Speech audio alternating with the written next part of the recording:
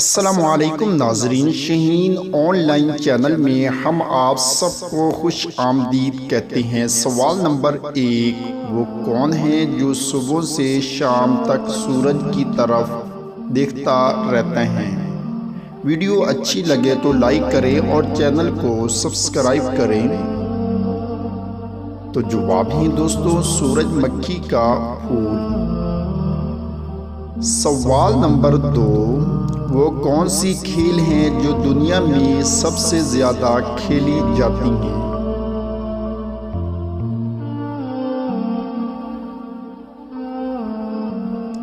तो जवाब है दोस्तों, टेनिस बॉल।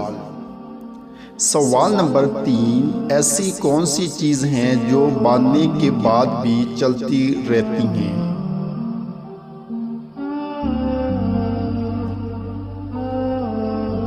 तो जवाब है दोस्तों, हाथ की घड़ी। सवाल नंबर 4, आपके अंदर जाए तो मजा, अगर आप इसके अंदर गए तो मौत।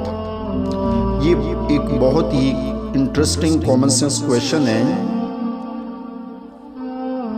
तो जवाब है दोस्तों, पानी। अगर आप इसको पिएंगे तो मज़ा आएगा, सुकून आएगा। अगर आप इसके अंदर जाएं तो मौत भी वाक़या हो सकती हैं। दोस्तों, आपने कितने सवालात के जवाब सही सोचे हैं नीचे कमेंट्स में ज़रूर बताएं। चैनल को सब्सक्राइब करें। शुक्रिया।